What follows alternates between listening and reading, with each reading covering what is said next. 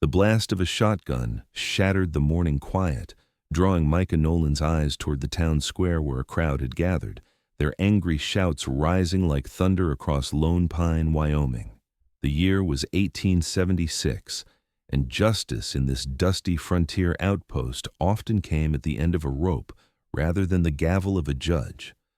Micah's worn boots carried him forward before his mind could tell them otherwise, his calloused hand instinctively reaching for the revolver at his hip despite the protestations of his better judgment.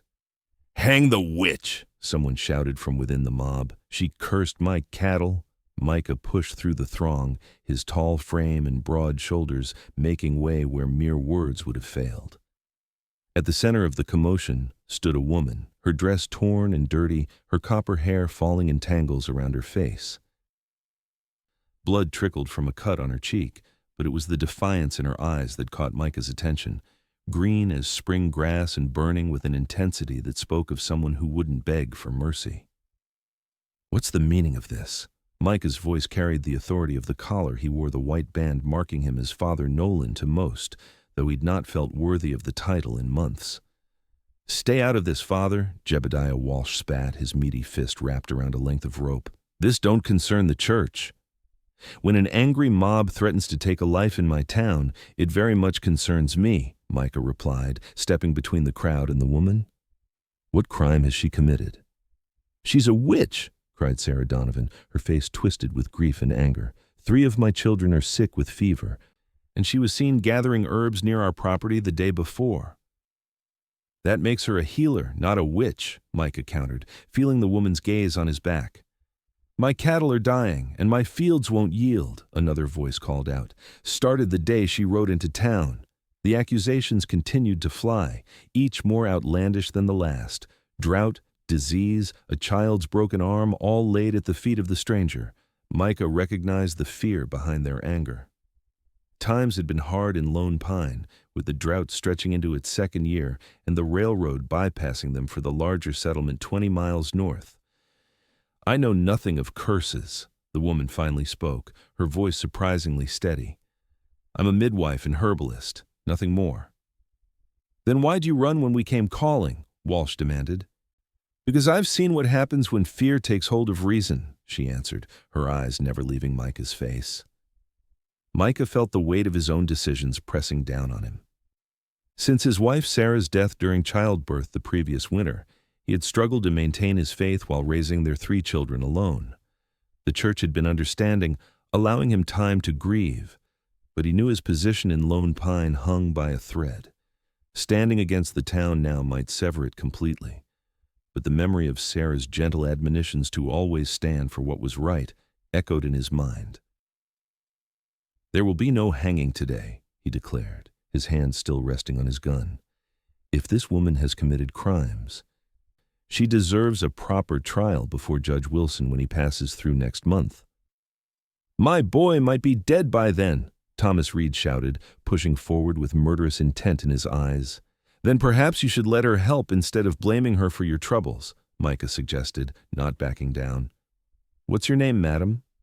"Hope," she replied, her voice softening slightly. "Hope Garrett." "Well, Miss Garrett, it seems you've stirred up quite a hornet's nest," Micah said, loud enough for all to hear. "I propose a compromise. She'll stay at the parsonage where I can keep an eye on her until Judge Wilson arrives. If she's guilty of witchcraft, justice will be served. If not, you'll have saved yourselves from becoming murderers." Murmurs rippled through the crowd. Most knew Micah had been a Texas Ranger before finding his calling with the church. Few would challenge his marksmanship, even now. "Fine," Walsh finally conceded, tossing the rope to the ground. "But she's your responsibility, Father. Any more trouble and it's on your head." The crowd began to disperse, though the hostile glares thrown Hope's way suggested their suspicions remained intact. Micah finally holstered his weapon and turned to face the woman fully. "Thank you," Hope said softly, her shoulders dropping slightly as the immediate danger passed. Up close, Micah could see she was younger than he'd initially thought, perhaps 25 or so, about 10 years his junior. "Don't thank me yet," he replied grimly. "I may have just made enemies of half the town, and I'm not convinced you haven't brought some of this on yourself."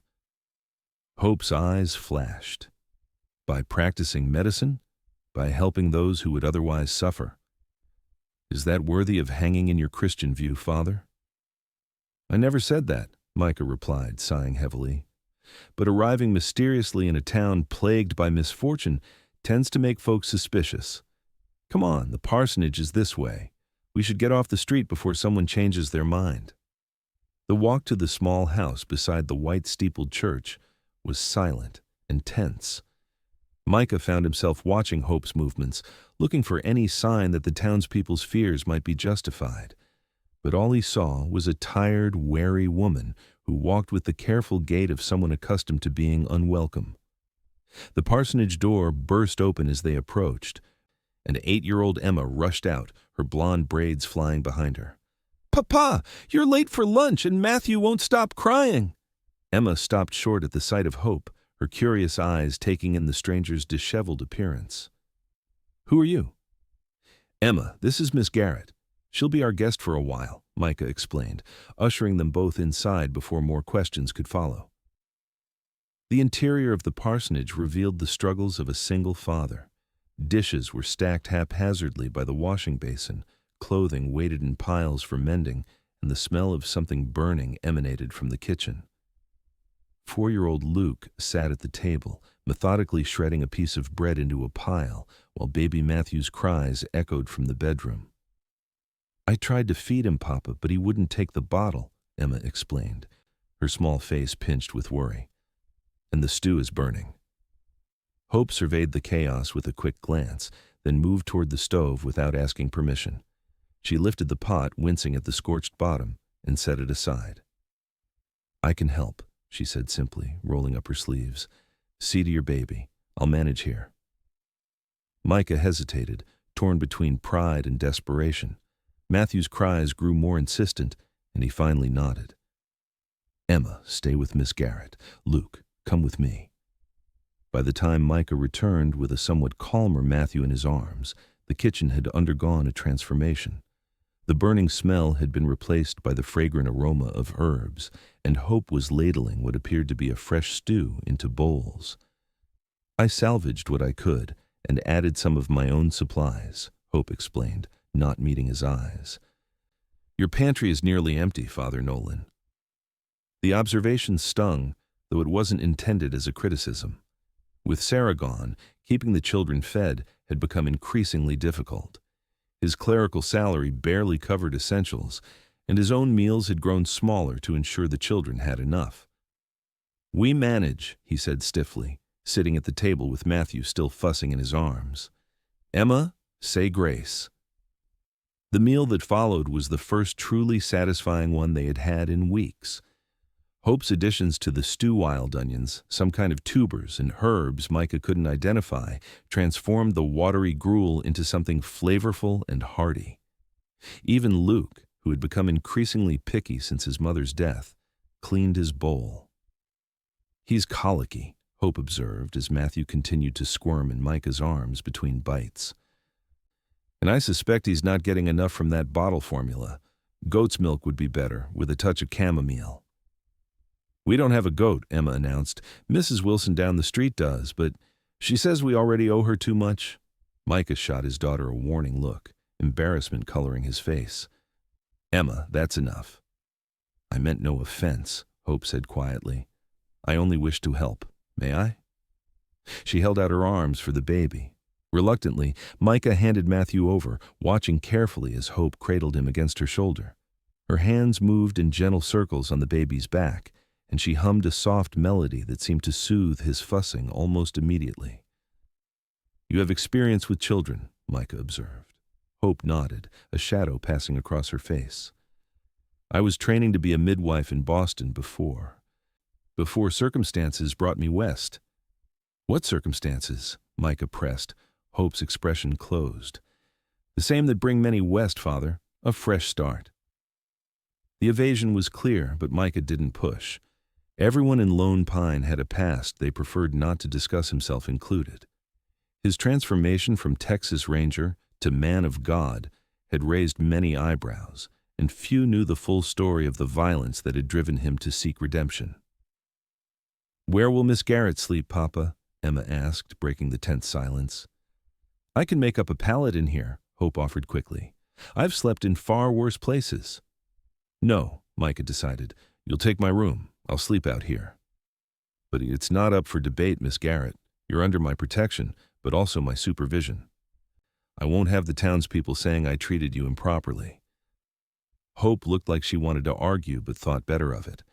Instead, she returned her attention to Matthew, who had fallen asleep against her shoulder, his tiny fists unclenching for the first time in what seemed like days. That night, after the children were asleep and Hope had retired to his bedroom, Micah sat alone on the porch, wrestling with his conscience. He had promised Sarah as she lay dying that he would keep their children safe and raise them to be good people. But in the months since, he had watched them grow thinner, their clothes more ragged, their eyes less bright. The drought had affected everyone, but without Sarah's gardening skills and clever management, the Nolans had suffered more than most. The sound of the door opening interrupted his thoughts. Hope stepped onto the porch, wrapped in a shawl against the night chill. "I thought you'd be asleep," Micah said, not looking at her. "I wanted to thank you properly," Hope replied, taking a seat on the step beside him. "You risked much to help a stranger today." "It's what the good Lord would expect of anyone, let alone a minister," Micah said, though the words sounded hollow even to his own ears. His faith had been tested sorely since Sarah's death. Nevertheless, you showed courage when others showed fear. That deserves acknowledgement. Moonlight silvered Hope's copper hair, transforming her from the bedraggled woman of that morning into someone almost ethereal. Micah looked away, uncomfortable with the direction of his thoughts. "Your children are beautiful," Hope continued, seemingly unaware of his discomfort. "But they're hungry, Father Nolan, and not just for food." Micah stiffened. "I'm doing my best." "I know," Hope said gently. "I've seen how you look at them with love and worry in equal measure, but they need more than you can give alone, especially the baby. He's failing to thrive." The words struck Micah like physical blows because he knew they were true. "What would you have me do? I'm a preacher, not a farmer or a hunter. The drought has left little game, and what food can be bought is too expensive." "Let me help while I'm here," Hope offered. "I know which plants can be foraged even in the driest seasons. I can show Emma how to find them, and I can mix a tonic for Matthew that will help him gain strength." "In exchange for what?" Micah asked suspiciously. No one offered something for nothing in his experience. Hope's smile held a trace of sadness. "Not everything has a price, Father. Consider it payment for saving my life, if you must." The offer was tempting, more tempting than Micah wanted to admit. Pride warred with practicality as he considered his dwindling supplies and Matthew's worrying lethargy. Finally, he nodded. "Very well, Miss Garrett, but no remedies for the children without my approval first. The townspeople are already suspicious enough." "Of course," Hope agreed, rising to her feet. "Good night, Father Nolan." As she disappeared back into the house, Micah remained on the porch, staring at the stars and wondering if he had made a terrible mistake or been granted an unexpected blessing. The next few days established an uneasy routine. Hope rose early each morning to prepare breakfast before accompanying Emma into the surrounding hills to gather wild foods. They returned with baskets of greens, roots, berries, and occasionally even eggs from discovered nests. Under Hope's guidance, Emma blossomed, soaking up knowledge about plants and nature with an enthusiasm Micah hadn't seen since Sarah's death. Luke remained wary of the newcomer, but even he couldn't resist Hope's patient storytelling in the evenings. And Matthew thrived. The tonic Hope prepared, a mixture of goat's milk, honey, and herbs that she persuaded Mrs. Wilson to provide in exchange for treating her arthritis, transformed the fussy, underweight baby.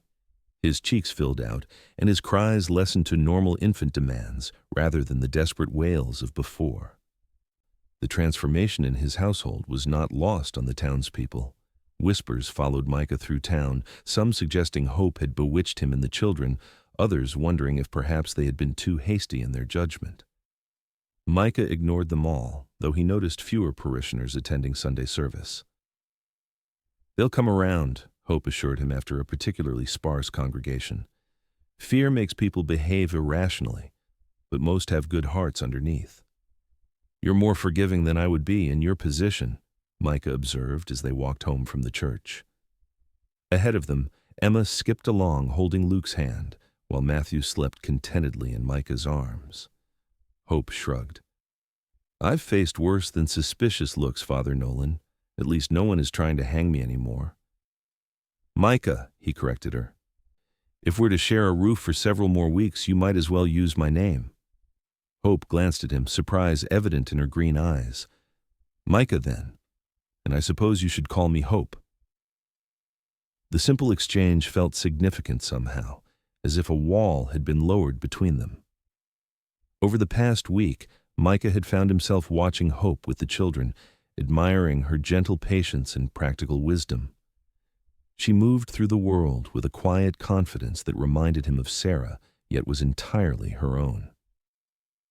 That evening, as Hope taught Emma to darn socks by the firelight, Micah found himself studying her face, noting the way her nose crinkled when she concentrated, and how laughter transformed her features into something radiant.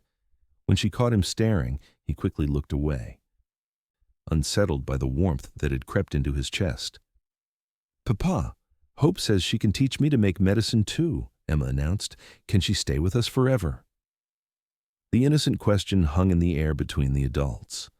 Hope's hands stilled on her mending, though she didn't look up. Hope is only staying until Judge Wilson arrives, Emma, Micah explained gently. She has her own life to return to. But we need her, Luke piped up unexpectedly. She makes the food good, and she knows how to make Matthew stop crying, and she doesn't smell like whiskey like Mrs. Perkins did when she watched us. Micah winced at the unvarnished truth from his son's mouth. Before Hope's arrival, he had relied on whatever help he could find in town, often inadequate, and, in Mrs. Perkins's case, occasionally inappropriate. That's enough, Luke, Micah said firmly. Bedtime for both of you. Say goodnight to Hope. After tucking the children in, Micah returned to find Hope sitting alone by the fire, her expression pensive. I'm sorry about that, he said, taking the chair opposite hers. Children don't understand the complexities of adult arrangements. There's no need for apology. They're sweet children who have lost too much already, Hope replied, her fingers tracing the pattern on her skirt. But they're right about one thing: they do need someone, Micah. A family can't thrive on love alone, no matter how abundant. The statement held no judgment, but Micah felt defensive nonetheless. You think I don't know that? I pray every day for guidance, for some way to provide better for them. Perhaps prayers are sometimes answered in unexpected ways, Hope suggested quietly. The hills around Lone Pine are rich with resources for those who know where to look. With proper management, you could feed your family well, drought or no. I wasn't raised to such knowledge, Micah admitted. My father was a blacksmith, and I was a lawman before finding my calling with the church. Sarah was the one who understood growing things. I could teach you before I go, Hope offered, and Emma is a quick study. She already recognizes more edible plants than most adults. The conversation shifted to practical matters: which wild foods could be preserved for winter, how to maximize the small garden plot behind the parsonage, the possibility of raising a few chickens for eggs. Hope's knowledge seemed endless, and Micah found himself wondering again about her background. You know a great deal for someone so young, he observed during a lull in the conversation. Hope's smile faded slightly. Necessity is a thorough teacher, Micah. I've had to make my way alone for some time. Were you always alone? The question slipped out before he could reconsider its propriety. Hope stared into the fire for so long that Micah thought she wouldn't answer. When she finally spoke, her voice was distant, as if the words came from somewhere deep within. No, I was married once to a doctor in Boston. I was his assistant and student. We treated those who couldn't afford proper medical care: immigrants, the poor, women in difficult circumstances. She paused, her hands tightening in her lap. During an outbreak of typhoid, we worked ourselves to exhaustion trying to save as many as possible. He contracted the disease himself and died within a week. I'm sorry, Micah said softly, understanding the grief that shadowed her face. After his death, his family blamed me for encouraging his work among the undesirables, as they called our patients. They destroyed his clinic and had me arrested on false charges of practicing medicine without a license. Hope's voice grew harder. When I was released, I found I had been effectively blacklisted. No respectable household would hire me, no medical practice would take me on. So I came west, where a woman might make her own way without the weight of society's judgment. Only to find that judgment follows even here, Micah observed. Hope's smile held no humor. People fear what they don't understand, and a woman alone with knowledge is often misunderstood. The story explained much about Hope's resilience and her skills, but Micah sensed there was more she wasn't telling him. Still, he recognized the cost of sharing even this much with a virtual stranger. Thank you for trusting me with that, he said simply. Hope met his gaze directly for the first time that evening. You risked everything to save my life, Micah. Trust seems a small thing in comparison. The moment stretched between them, waited with something Micah wasn't ready to name. Finally, he cleared his throat and rose. It's getting late. We should both get some rest. That night, Micah dreamed of Sarah for the first time in months.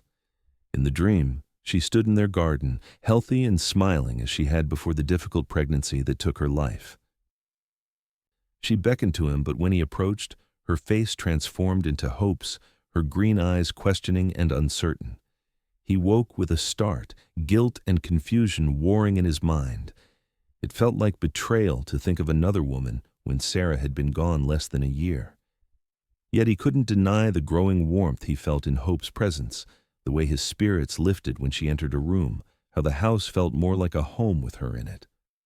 The following weeks brought changes to Lone Pine that no one could have anticipated. Word spread about Hope's healing abilities after she successfully treated the Reed boy's fever, the same child whose father had been among the angriest in the mob. Soon, people began appearing at the parsonage door, seeking remedies for their ailments.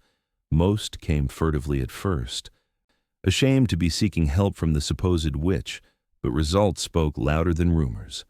Hope never turned anyone away, regardless of their earlier hostility. She treated burns, fevers, coughs, and wounds with equal care. Her only payment was food for the Nolan household, a chicken here, a basket of corn there, occasionally a precious jar of preserved fruit. The children's health improved visibly, and even Micah found himself standing straighter, the constant gnawing worry about their next meal finally easing. With each passing day, the deadline of Judge Wilson's arrival loomed larger. Micah found reasons to hope the judge would be delayed, a not uncommon occurrence on the frontier, while simultaneously feeling guilty for such thoughts. Hope belonged to herself, not to him or his family, no matter how seamlessly she had woven herself into their lives. One evening, as they sat on the porch watching the sunset after the children were asleep, Micah finally broached the subject they had both been avoiding. Judge Wilson sent word he'll be here within the week, he said, studying Hope's profile in the fading light. Hope nodded, her hands stilling on the shirt she was mending. I know. Mrs. Cooper mentioned it when she came for her headache remedy yesterday. The charges against you have all but disappeared, Micah continued. No one is calling for your arrest anymore. In fact, half the town would probably stand as character witnesses now. A remarkable change of heart, Hope observed with a small smile. Though I suspect their newfound appreciation has more to do with effective medicine than any true change of opinion about women living independently. Either way, you'll be free to go wherever you choose once the judge confirms no charges are being pursued. Hope set aside her mending and turned to face him fully. Is that what you want, Micah? For me to go? The directness of the question caught him off guard. Honesty warred with propriety as he considered his response. What I want doesn't matter. You have your own life to live, your own path to follow. That wasn't what I asked, Hope pressed gently. Micah ran a hand through his hair, struggling to articulate feelings he had barely acknowledged to himself. No, he finally admitted. I don't want you to go. The children need you." "Just the children?" Hope's voice was barely above a whisper. "No," Micah repeated more firmly this time. "Not just the children. I've come to rely on you, Hope, to value your presence, your wisdom, your company." Hope's eyes softened at his halting confession. "I've grown fond of all of you as well, more than I expected to, more than is perhaps wise." "Why unwise?" Micah asked, leaning slightly toward her. "Because fondness can grow into something deeper, something that makes leaving all the more painful when the time comes," Hope answered, a vulnerability in her expression that he hadn't seen before. "Then don't leave," Micah said, the words escaping before he could consider their implications fully. "Stay in Lone Pine. The town needs a healer, and my children need—" he faltered. Unable to complete the thought, it felt too soon, too presumptuous to speak of needs beyond the practical when Sarah's memory still lived in every corner of their home. Hope seemed to understand his struggle. She reached out and gently touched his hand where it rested on the porch railing. "I'm not asking for promises, Micah. Just honesty." The warm pressure of her fingers on his sent a current through Micah's body, awakening feelings he had thought buried with his wife. Without conscious decision, he turned his hand to clasp hers. "Honestly, then, I find myself thinking of you at odd moments throughout the day. I watch for your smile. I listen for your voice. When you work in the garden with Emma or tell stories to Luke, I feel something healing inside me that I thought would remain broken forever." Micah's voice grew rough with emotion. "It frightens me, Hope. I made vows to Sarah, promised to love her until death. She's only been gone 8 months. "Love isn't a finite resource that can only be given once," Hope said softly. "Sarah would want you and the children to be happy, wouldn't she?" "Yes," Micah acknowledged. "She made me promise to find someone to love them if anything happened to her. But I never expected it to be so soon, or to find myself feeling—" "Guilty for being alive when she isn't?" Hope suggested gently. Micah nodded, grateful for her understanding. "And guilty for finding joy in another woman's company when her body is barely settled in the ground." Hope squeezed his hand. "Grief doesn't follow a timetable, Micah. Neither does healing, or love." The word hung between them, neither confirming nor denying its applicability to what was growing between them. They sat in silence as the last light faded from the sky, and stars began to appear, their hands remaining joined in quiet acknowledgement of possibilities yet unnamed. The arrival of Judge Wilson the following Tuesday brought tensions that had been simmering beneath Lone Pine's surface to a boil. The judge, a stern man with a reputation for fairness if not mercy, set up court in the town hall and began methodically working through the cases that had accumulated during his absence. Hope's case was scheduled for Wednesday morning. The night before, after the children were asleep, she and Micah sat at the kitchen table making preparations for what might come. "If the judge dismisses all charges, you're free to go or stay as you choose," Micah explained, trying to keep his voice neutral. "But if he decides there's merit to the original accusations, then I may face jail time or worse," Hope finished calmly. "I understand the risks, Micah. I've spoken to everyone who originally accused you. Most have withdrawn their complaints entirely. Only Walsh is still insisting you somehow cursed his livestock, and even he admits he has no proof." "Some men can never admit they're wrong," Hope observed, "especially about a woman." Micah reached across the table to take her hand. "Whatever happens tomorrow, I'll stand by you. The children and we want you to stay, Hope, if you're willing." Hope's fingers tightened around his. "As what, Micah? Your housekeeper? The town healer? What place could I have here without becoming the subject of more gossip and suspicion?" The question demanded an answer Micah wasn't sure he was ready to give. Yet the possibility of losing Hope had crystallized feelings he had been struggling to define for weeks. "As whatever you wish to be," he said carefully, "but I would be honored if, in time, you might consider becoming my wife, the children's mother, my partner in all things." Hope's eyes widened, clearly caught off guard by the tentative proposal. Micah, are you certain? The town, your congregation, have all benefited from your presence, Micah interrupted. And those who haven't can find another preacher if my choice of wife offends them. My first duty is to God and my family, in that order. This isn't something to decide in haste, Hope cautioned, though Micah could see hope kindling in her eyes. Let's see what tomorrow brings before making any permanent decisions. Micah nodded, though he already knew his heart would not change regardless of Judge Wilson's ruling. For the first time since Sarah's death, he felt the stirring of true hope for the future, a future with Hope by his side, helping the children grow, building a life together in Lone Pine or wherever God might lead them. The courthouse was packed the next morning.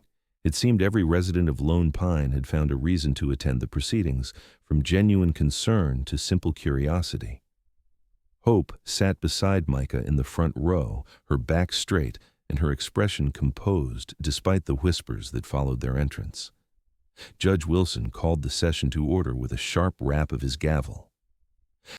First case, the people of Wyoming Territory versus Hope Garrett, charged with witchcraft, public nuisance, and practicing medicine without a license. Are the complainants present? Jebediah Walsh stood, looking less certain than he had during the original confrontation. I'm here, Your Honor, though I'm the only one still pressing charges. The others have, he glanced around uncomfortably, reconsidered. I see, the judge said dryly. And what evidence do you present to support these serious allegations? Walsh shifted his weight from foot to foot. Well, Your Honor, my cattle started dying right after she came to town. 3 of my best milk cows just dropped dead with no explanation, and my crops failed too, while others around me did better. Did you see Miss Garrett near your property at any time? The judge asked. No, but did she threaten you or your livestock in any way? Not in so many words, but do you have any witnesses who observed Miss Garrett engaged in activities that could be construed as witchcraft? Walsh's face reddened. No, but everyone knows Mr. Walsh, Judge Wilson interrupted sternly.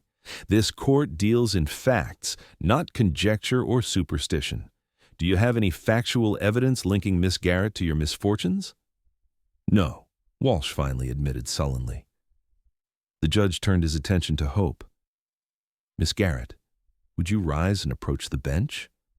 Hope did so with dignity, her green eyes meeting the judge's without wavering. Young lady, while the charge of witchcraft is nonsensical and not recognized by territorial law, the accusation of practicing medicine without proper credentials is more substantial. Have you been treating the people of Lone Pine for various ailments? I have, Your Honor, Hope acknowledged calmly. I use herbal remedies passed down through generations and refined through study. I make no claims beyond offering comfort and support for the body's natural healing processes. The judge studied her thoughtfully. And have you accepted payment for these treatments? Not in money, Your Honor. People have shared food and supplies with the Nolan family, with whom I've been staying, but I've never demanded payment. At this point, Micah stood. Your Honor, if I may speak on Miss Garrett's behalf? The judge nodded, and Micah moved to stand beside Hope. Miss Garrett has been a blessing to this community. When my youngest son was failing to thrive, her knowledge saved his life. When typhoid threatened the mining camp outside town, her preventative measures stopped it from spreading to Lone Pine. She has never claimed to be a doctor, only offered help where no doctor exists for 50 miles. Murmurs of agreement rippled through the courtroom. The judge held up a hand for silence. Are there others who wish to speak regarding Miss Garrett? To Hope's visible surprise, nearly a dozen people stood, including Thomas Reed, whose son she had treated, and Sarah Donovan, who had been among her first accusers. One at a time, the judge directed. Mr. Reed, you first. Thomas removed his hat nervously. My boy would be dead if not for Miss Garrett, Your Honor. The fever had him delirious for 3 days. Doc Simmons from Carson City wasn't due for his monthly visit, and the boy couldn't have waited. Miss Garrett brought it down with herbs and cool cloths. She taught my wife what to do, spent 2 nights at our place making sure he turned the corner, never asked for nothing in return. Sarah Donovan spoke next. I was wrong about her, Your Honor. I was scared for my children and looking for someone to blame. But Miss Garrett helped them too, once I swallowed my pride and asked. She's been teaching some of us women about which plants can help with common ailments. It's not witchcraft, it's just knowledge most of us weren't raised with. One by one, the residents of Lone Pine stepped forward to speak on Hope's behalf. Even Mrs. Wilson, the owner of the goat that provided milk for Matthew, testified to Hope's character and the effectiveness of her arthritis treatment. By the time the last person had spoken, Walsh had shrunk into his seat, clearly recognizing he had lost any support for his accusations. Judge Wilson listened to all testimonies without comment. When the final speaker had finished, he leaned back in his chair and stroked his beard thoughtfully. Miss Garrett, it seems you've made quite an impression on Lone Pine in a short time, he observed. The charge of witchcraft is dismissed as the superstitious nonsense it is. As for practicing medicine without a license, he paused, consulting a law book before him. The territorial statutes are primarily concerned with those who claim medical qualifications they don't possess or who charge exorbitant fees for treatments. Since you've done neither and have by all accounts provided valuable service in a community without regular medical care, I find no cause to pursue this charge either. Relief washed through Micah, and he had to resist the urge to pull Hope into an embrace right there in the courtroom. Judge Wilson wasn't finished, however. That said, Miss Garrett, I would advise you to exercise caution in how you present your services. Make it clear you are offering herbal remedies and nursing care, not medical diagnosis or treatment. This will protect both you and those you help. The judge's stern expression softened slightly. The frontier needs healers of all kinds, but clarity prevents misunderstanding. I understand, Your Honor. Thank you, Hope replied with a respectful nod. Case dismissed, the judge declared, rapping his gavel. Mr. Walsh, in the future, I suggest you look to natural causes for your livestock problems before accusing newcomers of supernatural interference. As the courtroom erupted in conversation, Micah finally allowed himself to take Hope's hand. It's over, he said quietly. You're free. Hope's smile illuminated her entire face. Free to choose where I belong, she agreed, squeezing his fingers. Their moment of privacy was short-lived as well. Wishers surrounded them, offering congratulations and, in some cases, apologies for earlier suspicions. By the time they extricated themselves and stepped into the bright October sunshine, it was past noon. The children will be wondering where we are, Micah said, still holding Hope's hand as they walked toward the parsonage. Emma's been watching Matthew and Luke since Mrs. Cooper had to attend her own case this morning. Micah, Hope said, stopping suddenly in the middle of the street. Before we return, I need to know if you meant what you said last night, about wanting me to stay, to become your wife. Micah turned to face her fully, no longer concerned about who might see or what they might think. I meant every word, Hope. I know it hasn't been long, but I've never been more certain of anything. The children adore you.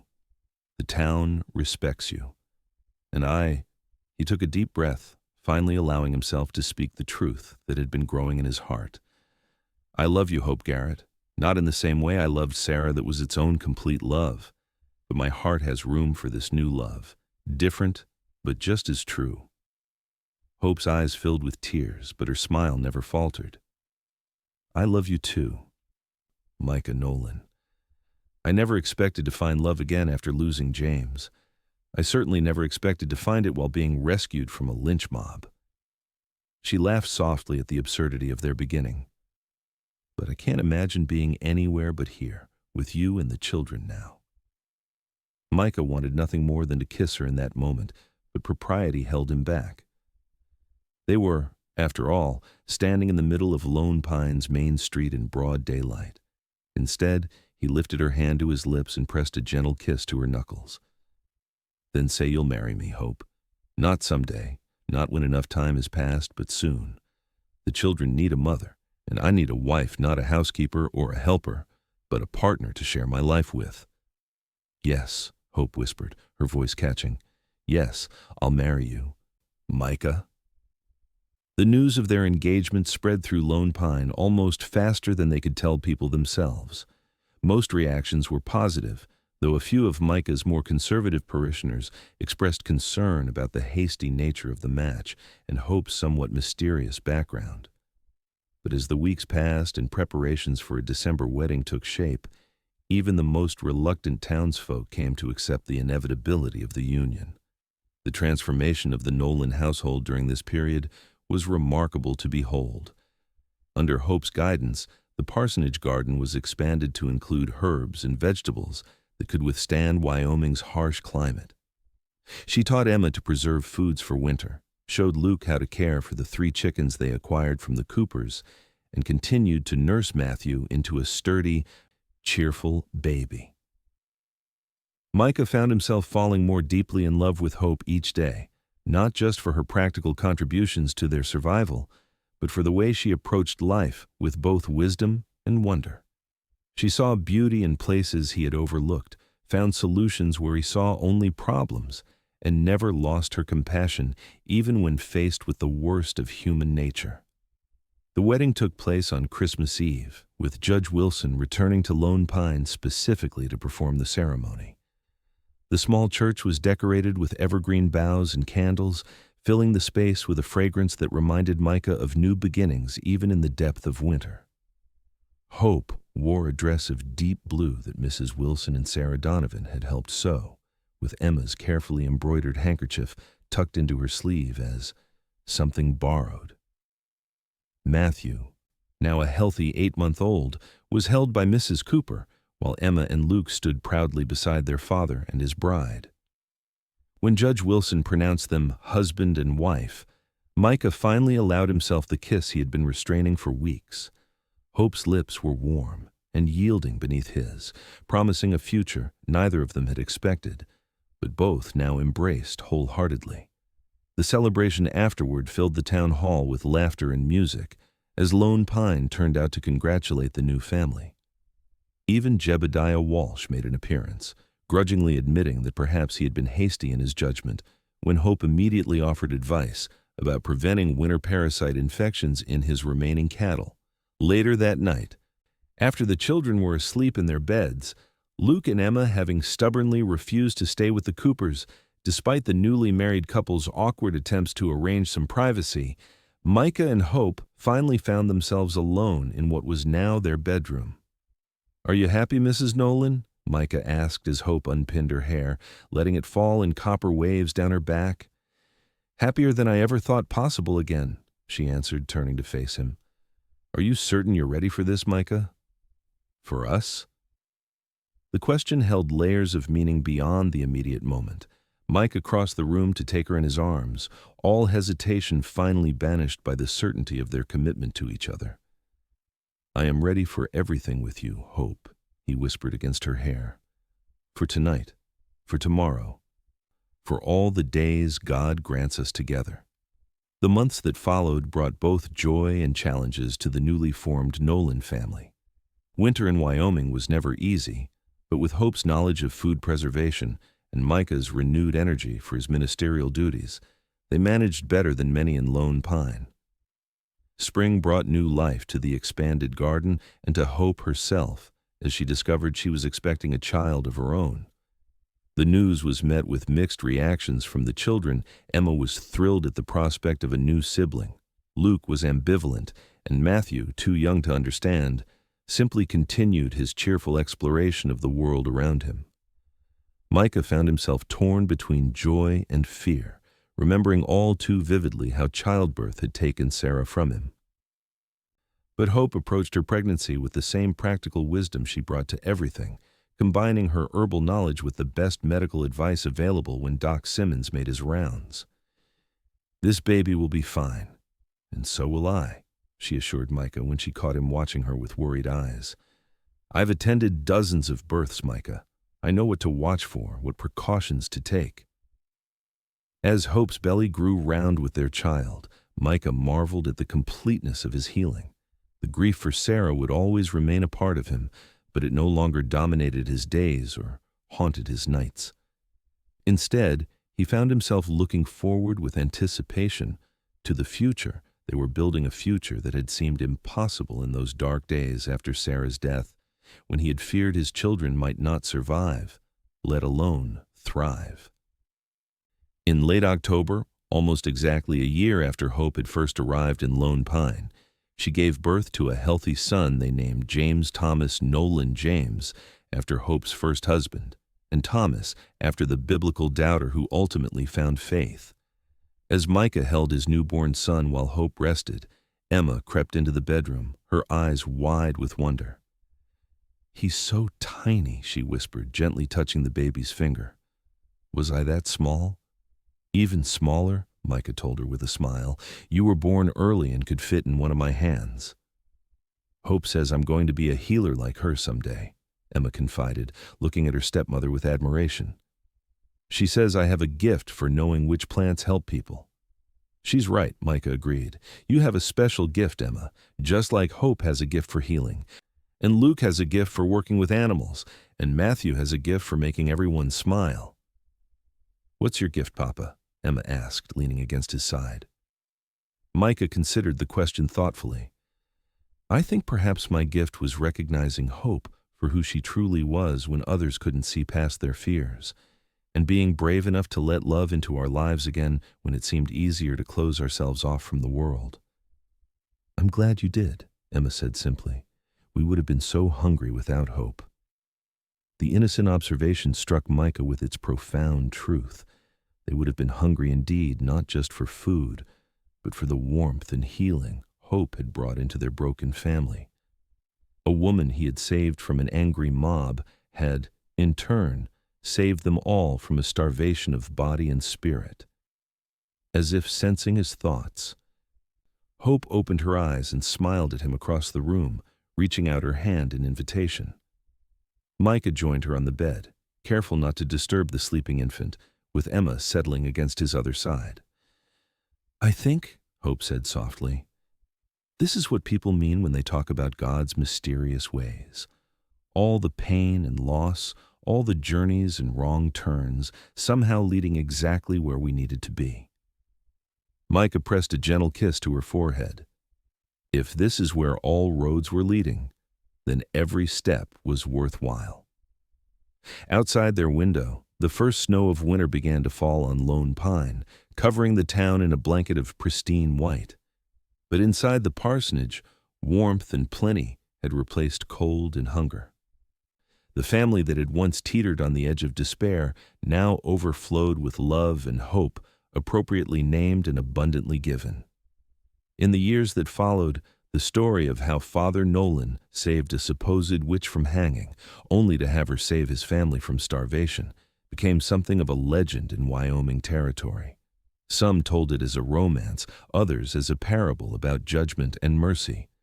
But for Micah and Hope, it was simply the beginning of a life built on mutual rescue and enduring love, a testament to how the most unlikely meetings can lead to the most perfect unions, and how salvation often comes from the most unexpected sources.